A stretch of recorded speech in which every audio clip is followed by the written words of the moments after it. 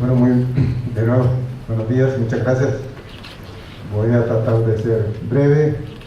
La realidad es que mi planteamiento, que es un planteamiento realmente del equipo de ADESES, está concentrado como en 5 grandes tesis, ¿verdad?, que voy a desarrollar.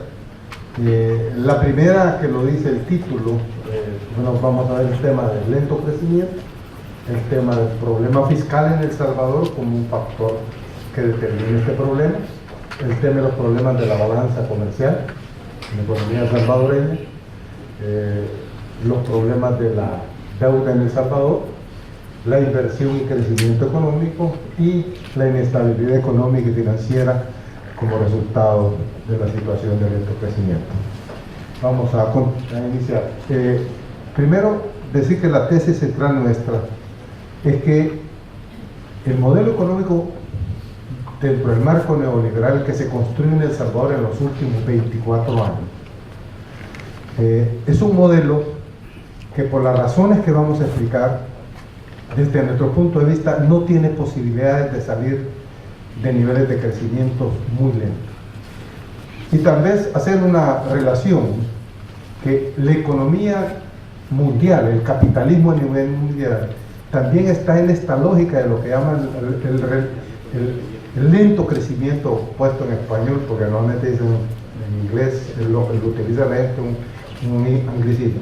Hay un lento crecimiento en toda la economía mundial. Hay factores que corresponden a la misma lógica del capital a nivel mundial, que están establecidos en El Salvador, porque este modelo, que se inició en los 70 a nivel mundial, se implementó con algunas características muy puntuales diferentes en algunos países, pero que esencialmente es la misma lógica. Y en el caso de El Salvador, como en muchas economías dependientes de la economía más desarrollada, nosotros tenemos un modelo de crecimiento que, en lugar de alimentar la lógica de la acumulación, concentración y centralización del capital, aún dentro de una misma lógica capitalista de la economía y del capital salvadoreño, la lógica del neoliberalismo en El Salvador tiene una lógica de acumulación, concentración y centralización del capital transnacional. O sea que somos un país que está extrovertido, que genera, que exporta netamente capitales al capital transnacional mundial. Y eso es una explicación de fondo, porque en este país no ha habido ni va a haber inversión suficiente mientras no desmontemos el modelo neoliberal. Y esa es para nosotros una tesis central que llegamos después de analizar los diferentes factores que vamos a ver y otros que hemos venido analizando. No voy a tocar el tema de la dolarización, que es un factor, ¿verdad? Lo haremos más adelante, estamos preparando un trabajo para eso, pero sí lo menciono, que es un tema de fondo para eso. Ahora nos vamos a concentrar nosotros por qué es que tenemos esta perspectiva, esta historia. Esa es la historia del modelo neoliberal. Tenemos un crecimiento que tuvimos de 6 puntos después de los acuerdos de paz, fundamentalmente producto de un ingreso masivo de recursos, fundamentalmente para la reconstrucción, pero que no desarrolló fuerzas productivas, sino que trató de reconstruir para que volviera a funcionar el modelo. Y inmediatamente entró un proceso sin fin de deterioro, que si nosotros a este proceso que tenemos ahí le hiciéramos el ajuste que institucionalmente en el Banco Central se ha reconocido, que en el 2006 se maquillaron las estadísticas de crecimiento, porque el país, como lo denunciamos en ese momento, realmente estaba en un proceso de recesión. Y para que no entrara en recesión hubo un ajuste. Hay estimaciones que solo institucionalmente lo podrá decir el Banco Central, ha estado haciendo estudios, no voy a hablar por la institución, no puedo, sería abusivo en mi parte, pero sí se conocen por voceros del Banco Central, de administraciones anteriores, que el PIB en El Salvador es 15 o 20% inferior a lo que nosotros tenemos. Yo no lo puedo confirmar. Pero entonces, eso todavía es una situación peor. ¿Por qué nos concentramos en esto? Porque el segundo punto que quiero decir es que a nosotros nos preocupa estar preocupados, fundamentalmente, valga la redundancia, de si vamos a crecer 20 centésimas, 30 centésimas, 40 centésimas, 50 centésimas. Creo que en nuestro país tenemos que pasar a la discusión, al debate sobre el problema económico y social. ¿Qué es realmente que nos tiene en esta ruta? Nosotros creemos que nosotros estamos en un barco que se llama neoliberalismo, que no tiene puerto desde el punto de vista de los intereses de la economía y la sociedad salvadoreña. No tiene puerto de llegada, porque para donde va, lo más seguro es que se hunda antes de llegar a algún lado si no cambiamos este modelo. Esa es nuestra tesis para el debate. Y repito, nosotros no pretendemos tener la verdad, pero sí queremos alimentar un debate que rompa los esquemas tradicionales de análisis de qué pasa y cómo se comporta la economía. Entonces vemos nosotros en el segundo gráfico cuáles son las perspectivas de este modelo. De acuerdo a las proyecciones oficiales del Fondo Monetario, ¿verdad?, y del Banco Central, esas son las perspectivas. Y en 2019 llegamos al 2%, que no lo pusimos en el gráfico. Entonces, ¿para dónde llegamos? Me decía un señor de los medios de comunicación ahora, y yo no lo había visto en las noticias, que la CEPAL dice ahora que no va a crecer 2.5 sino que 2.2, y empieza el problema de cuántas décimas vamos a crecer. Pero la realidad es que las perspectivas están claras, que estamos estancados en un lento crecimiento y que el país tiene que romper ese proceso. Continuamos. Entonces nosotros, para ese crecimiento, el Banco Central tiene proyecciones de inversión, ¿verdad?, y tiene una tesis del banco que está en debate y que es importante, que es un punto nuevo, una visión nueva del Banco Central, que el señor presidente lo va a exponer, de que la demanda tiene que pasar a ser un factor más importante en El Salvador y no estar pensando que vamos a desarrollar la oferta de exportación no tradicionales y que eso va a sacar el país, porque lo vamos a demostrar con las cifras nuestras de que eso ya no sucedió, fue un fracaso todo lo que dieron. Entonces, pero el incremento en la demanda está sustentado para poder crecer las décimas, las centésimas que vamos a crecer, y que van a haber proyectos nuevos, posiblemente haya más. Hasta ahora esa es la proyección que existe, pero si ustedes ven, el carácter extrovertido del modelo hace que aún si tenemos nuevos proyectos de inversión por 2.527 millones, el componente nacional apenas es 1.300 millones y el componente internacional casi la mitad del total. Entonces tenemos un problema, que es otro factor que nosotros analizamos, que la estructura económica que se creó en El Salvador es una estructura que depende no solo del ahorro externo, sino que para funcionar técnicamente el encadenamiento económico de El Salvador está amarrado está amarrado a la economía internacional y no al desarrollo de las fuerzas productivas del país. Predominantemente amarrado con las cadenas internacionales y no con las cadenas productivas nacionales. Tiene encadenamiento, pero es débil. Entonces, ese es un factor que tenemos que corregir, ¿verdad? Adelante. Entonces, tenemos otro, hemos hecho una proyección nosotros de las posibilidades de empleo para los próximos años, y pues el crecimiento, si ustedes ven en el 2014, tenemos una ocupación del 28% de la población, ¿verdad?, el empleo formal, y lo más que llegamos es al 28,85%. Es una proyección que hemos hecho tomando en cuenta a partir de las estadísticas de empleo del Instituto de Seguro Social, que por suerte nos lo facilitaron, ¿verdad?, y que precisamente son datos oficiales. Y si no hay generación de empleo, no atendemos el otro factor determinante, claro, como el problema de la inversión, el problema del empleo. Entonces el país no puede tener un crecimiento vigoroso. Adelante. Hemos hecho la proyección de la inflación. Sí, tenemos una inflación baja, y que precisamente es el gran paradigma que el Fondo Monetario nos dice: no, inflación baja y déficit fiscal, si es posible 1 o 0, y se puede ahorrar, ahorren, ¿verdad? Pero ¿a dónde nos lleva? ¿De qué nos sirve tener una presión de inflación como esa cuando lo que tenemos nosotros, además, es una tasa de inflación que no necesariamente refleja la situación real de la fuerza laboral y por lo tanto cuál es la capacidad de compra y la demanda en el país? ¿Verdad? Entonces tenemos nosotros, así, miren el comportamiento de los salarios reales virtualmente estancados. Entonces, tenemos que, como nosotros decimos, comenzar a desmontar el modelo neoliberal si queremos transitar a otro futuro económico en el país. Aquí entonces tiene el problema inicial, problema fiscal. ¿Cuál es el problema fiscal en El Salvador? Primero, uno dice, bueno, la tasa de fiscalidad, ¿verdad? 14, ya llegamos al 16% de tasa de fiscalidad, y lleguemos a 28, o lleguemos a 25, o lleguemos a 20.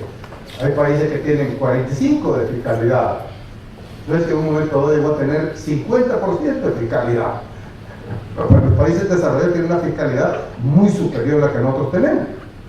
Y no se va a la inversión. Nosotros tenemos una fiscalidad baja y no tenemos inversión. Quiere decir que no funciona el tema. La ecuación tradicional del análisis económico no funciona en las realidades de cómo funciona el capitalismo. Entonces, ¿cuál es el otro problema de la fiscalidad nuestra? Que la baja fiscalidad no se refiere a todos los agentes económicos del país. La realidad que la baja fiscalidad se refiere a las grandes empresas de este país, nacionales y transnacionales. Además, el patrimonio como tal, que es lo que mide el capital de una empresa, está exento de pagar impuestos. Y las empresas pagan impuestos sobre la renta, pero tienen mecanismos de elusión, además, que hacen evasión, que tienen fiscalidades bajísimas. Es preocupante, ustedes ven el libro El Atlas de la Pobreza, ahí tengo unos datos yo, nosotros se está trabajando en eso. Las empresas en este país, las grandes empresas, tienen algunas no tienen fiscalidad, como nosotros lo argumentamos acá, de una forma neta. ¿Por qué? Porque al final las grandes empresas tienen 2, 3% de fiscalidad, 8 algunas, ¿verdad? Pero tienen un subsidio fiscal del Estado. El Estado tiene un gasto fiscal de más de $1.000 millones anuales, que no es más que el subsidio al gran capital mayoritario. Y además de eso, lo que el Estado invierte en la población, en salud, en educación, quien usa el recurso humano fundamentalmente es el capital privado. Al final lo están subsidiando porque se le capacita y se le mantiene saludable en medida de lo posible a esa fuerza laboral que va a trabajar con ellos, con los recursos de los impuestos que paga quién, que paga los hogares, que paga la pequeña, la mediana empresa, fundamentalmente. Nosotros sabemos cómo yo siempre hago la figura, un campesino paga 13% de impuestos, paga IVA, gane $140, $160 al mes, cada vez que compra el IVA en la cadena económica tiene que estar incorporado. Si se le ocurre subirse al bus, ya no lo pagó IVA, ya tuvo que pagar el gobierno. Entonces, la fiscalidad de la población comienza de 13% para arriba. Hemos hecho cálculos. Un asalariado que gana $2.000 en este país tiene una fiscalidad entre 43 y 47%. Entonces, eso está mal, hay que cambiarlo, ¿verdad? Y por eso el tema fiscal para nosotros es un tema clave. Digamos, de la parte, ahí están los datos. Nosotros quiero informarles que todas las 3 ponencias que se van a hacer acá, y además el doctor Dada, decirle agradezco, nos ha dado un documento sobre todo el análisis que he hecho Piketty sobre el capital contemporáneo, un artículo muy bueno, también lo vamos a subir para que tengan acceso. Gracias, doctor Dada, por proveernos y la ponencia también que va del presidente Pablo de Reserva, y el documento este que se llama Ley de Crecimiento, ustedes van a poder acceder en la web a él. Todos los documentos van a estar disponibles desde el día de mañana, ¿verdad? Y que pueden acceder a él. Entonces yo voy a pasar, porque tenemos media hora cada uno y ya llevo 10 minutos. Adelante. Entonces, estamos claros que el tema fiscal tiene que modificarse. Y los dos elementos fundamentales que hay que modificar es eso. Ya ahí hay un análisis más a fondo que ustedes van a ver. Están los datos, son claros, ¿verdad? Son datos oficiales. Vamos a ver ahora el tema. Es más, quizás este último deja lo que es es la evasión, el presupuesto votado no, sigue, pero aquí también, este es el tema de ingresos tributarios, evasión y elusión fiscal. Es un tema grave en el tema fiscal en El Salvador. Esa es la fiscalidad con respecto al PIB si no hubiera evasión y elusión. Tanto en renta, en la relación de los ingresos tributarios en relación al PIB y con corrupción y sin corrupción. Miren, usted le pone corrupción y ya entonces la fiscalidad sobre 28 en lugar de 16. O sea, las leyes fiscales para tener una alta fiscalidad existen en el país, pero tienen un agravante, que esa fiscalidad está sobre los hombros de los hogares de este país y no sobre las empresas. Entonces, no es solo subir la tasa de fiscalidad, sino que cambiar el carácter regresivo de la fiscalidad por un carácter progresivo para que sea una política fiscal virtuosa en el país, de forma tal que no niegue, porque es una política recesiva la fiscalidad, porque contrae la demanda interna. Y los que no pagan impuestos ni comen mucho ni invierten en este país. No comen mucho en el sentido de los niveles de ingresos que tienen. Aquí el dato que acaba de salir, que hay, ¿cuántos son? 130 salvadoreños que tienen más de 20.000 millones de dólares. Señores, ese es El Salvador que hay que discutir, ¿verdad? No sigamos discutiendo cómo le reducimos el subsidio al gas y a la electricidad. Eso es estar discutiendo absurdo. No estamos ni en las hojas, no hemos llegado al árbol si estamos discutiendo eso. Entonces, sigamos. Y tenemos, dijeron, sigue la eficiencia del IVA. Por ahí estaba la eficiencia del IVA, ¿verdad? Que yo sé que también el Banco Central tiene de investigación para la eficiencia del IVA. Nosotros hemos hecho una medición, ¿verdad? O sea, el IVA es el impuesto más eficiente y por eso hay que poner IVA a la población. Por eficiencia, no hay una visión social, no hay una visión de demanda, aún en la lógica del análisis normal de la economía, dentro de un sistema capitalista, si tenemos una visión keynesiana, digamos que la demanda por un precio importante que debe jugarlo, un país va, en Estados Unidos, por ejemplo, el país es un país que ha crecido a partir de su demanda interna. Los países desarrollados, su demanda interna es como el piso sobre el cual se monta y después complementa con el exterior. Por nosotros hacemos al revés. Por eso es que no crecemos. Y por eso somos los que somos como Colombia. Entonces, además, no es eficiente la recolección del IVA. Y existe la tecnología para hacerlo eficiente. ¿Y por qué no la aplicamos? No se aplica. Y aquí se conoce y se ha tratado de gobierno. La meta, ahí está la maquinaria, las tecnologías para poder llevar una eficiencia del 95% a la recaudación del IVA. Nosotros tenemos una eficiencia del 54%. Bueno, todo el tema fiscal es claro.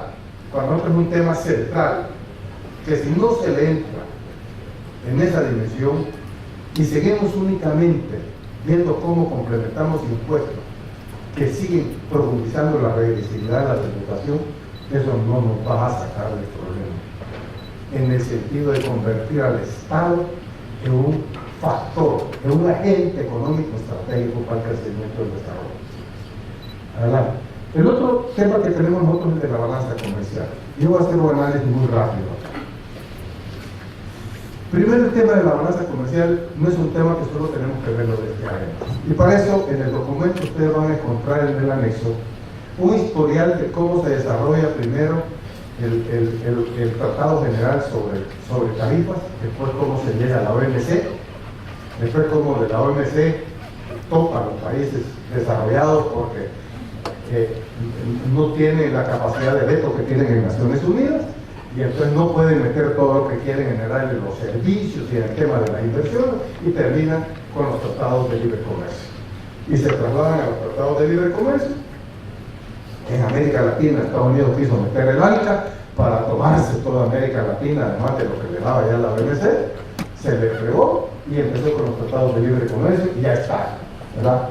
Y eso es un marco que condiciona las posibilidades de El Salvador de poder tener unas relaciones comerciales con el mundo que incorporen un factor determinante, las asimetrías. Precisamente uno de los cambios fundamentales entre el convenio de lo que fuera el Tratado General de Tarifas, el CAT que se llamaba, en relación a la OMC, es que se le quita al comercio internacional lo que son las asimetrías y se pone el trato igual para los desiguales.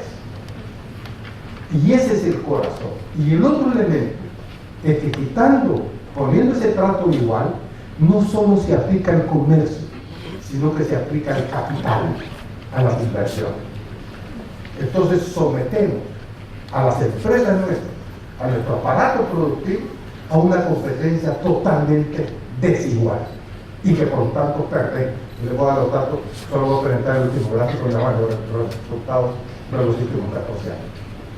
Si nosotros no volvemos a una negociación con la economía internacional, donde introduzcamos las asimetrías, no solo en términos de comercio, sino en el trato de las inversiones, nosotros no vamos a poder levantar la economía nacional, porque no podemos pensar que solo el mercado nacional nos va a desarrollar, aunque distribuyéramos y tuviéramos todos ingresos suficientes. Somos una economía pequeña que no podemos llegar a tener economías de escala que compitan con las economías de escala que desarrollan las grandes empresas en las economías desarrolladas.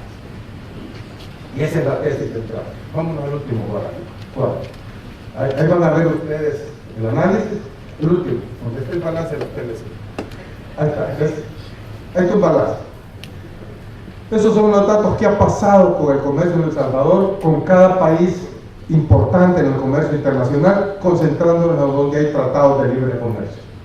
Y ustedes pueden ver, el único país que nos ha dado saldo positivo con quien tenemos TLC se llama República Dominicana.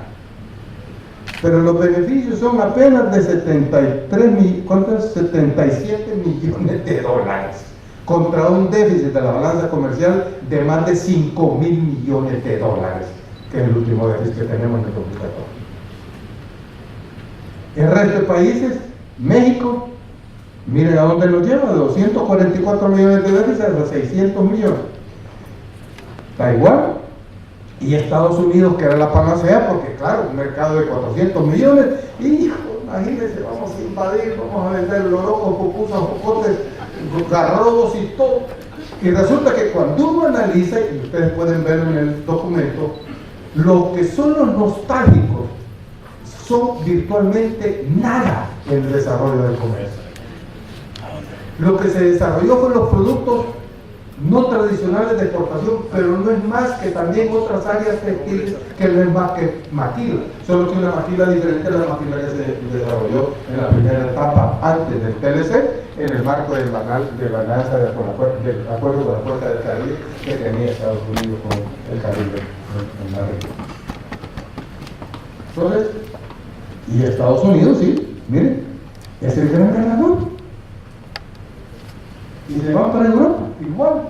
Y firmamos otros convenios con Europa. Después de tener una experiencia con Estados Unidos, quizás con elementos como los dije yo en las reuniones que se abrieron en la Asamblea y estaban los de la Unión Europea, me sorprende que la Unión Europea, que dijo que trabajaba por el desarrollo de los países, está ahora poniéndonos un tratado donde hay cosas peores que la de norteamericana, por los ritmos de degradación.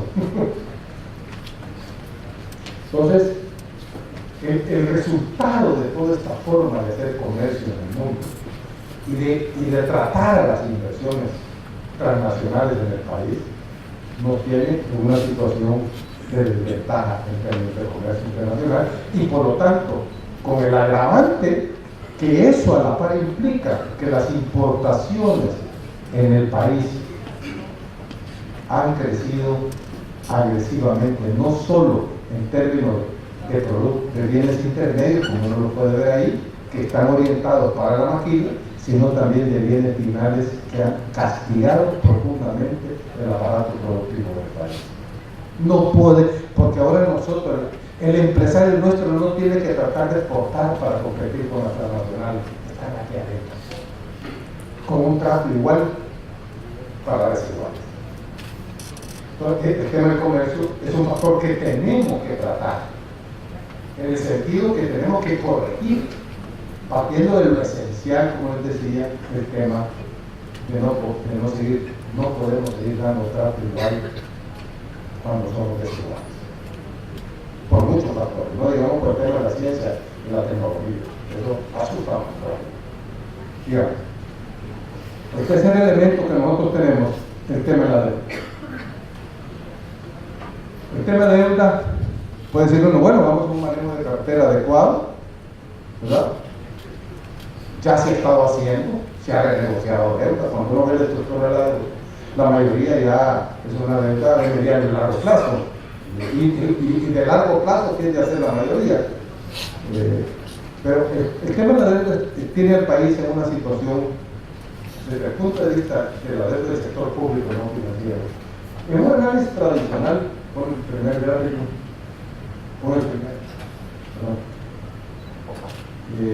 en el análisis tradicional, el otro, el gráfico, ese es el primer gráfico. Es el análisis tradicional, es el que hace el Ministerio de Hacienda. Tenemos 57%. Entonces, en el mundo capitalista contemporáneo, dicen, bueno, ¿cuáles deben ser los parámetros de endeudarse de un país y le piden al Estado? Primero, nosotros tenemos una consideración que de entrada eso está equivocada, porque relacionar la deuda del Estado con el PIB no significa nada, porque lo que genera el PIB no lo maneja el Estado. El Estado solo maneja los ingresos tributarios. Entonces, para nosotros hay que relacionar la deuda con los ingresos tributarios como lo vamos a ver.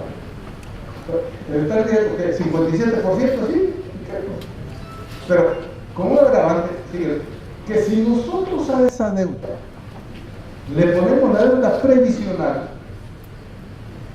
entonces el problema de la deuda ya no es el 57%, que siempre tenemos que fuera 135%.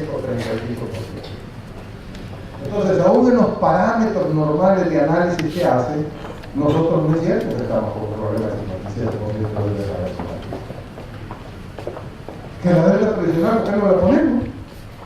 Pero es sorprendente, ¿no? Ustedes son monetarios, tampoco la menciona. Cuando el Fondo Monetario supuestamente solo hay que ver cómo vamos a tener capacidad de pagarle a lo que él defiende. Que eso los multilaterales y los organismos de capital internacionales. Así nació el Fondo Monetario, para estas naciones. No es que le caiga mal o bien el Fondo Monetario. Su razón de ser es esa. Entonces, sigamos adelante.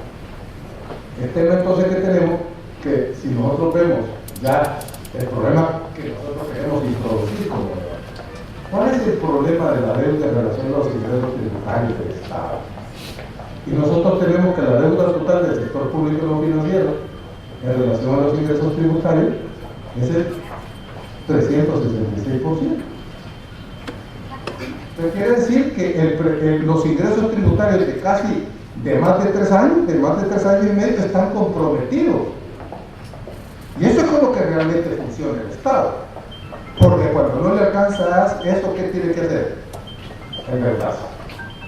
Y ahí está el problema serio. Pero nosotros podemos ver además que si ponemos la deuda total del sector público no financiero, incluyendo la deuda provisional, el problema se nos dispara en una situación que debe ponernos un poco rojo de alarma, ¿verdad? Porque esto no es para hacer fatalismo, sino para dimensionar la realidad, para ver qué hacemos. Porque el problema es cómo resolvemos, que nada nos sirve de estarnos quejando, que pasó, no pasó, sino qué vamos a hacer para que no sigamos de error. Sigamos. Entonces el problema de la deuda, normalmente cuando se discute, el problema es el subsidio. Entonces nosotros hemos hecho una comparación, va a ser muy rápido, de comparar el peso de la deuda, el servicio de la deuda con el peso de los subsidios, de los programas sociales. Pues sí, en los programas sociales que ustedes ven relacionados con el servicio de la deuda, solo significan el 9.3% del servicio de la deuda del año 2015 en las proyecciones del presupuesto actual, ¿no? Los subsidios créditos de servicio de la deuda juntos son el 16%. Equivalen al 16% del total del servicio de deuda. El problema no son los subsidios. Además, como ya dije tributariamente, el problema de los subsidios no deberían de cargarse a los hogares. Si el verdadero subsidio, que es problema de este país, es un subsidio del gran capital. Pero eso no lo discutimos. Si no que discutimos el problema del gasto, el problema de la electricidad. No, que el que tiene que hay un sector medio que me escaló, pero al final sí es el sector medio.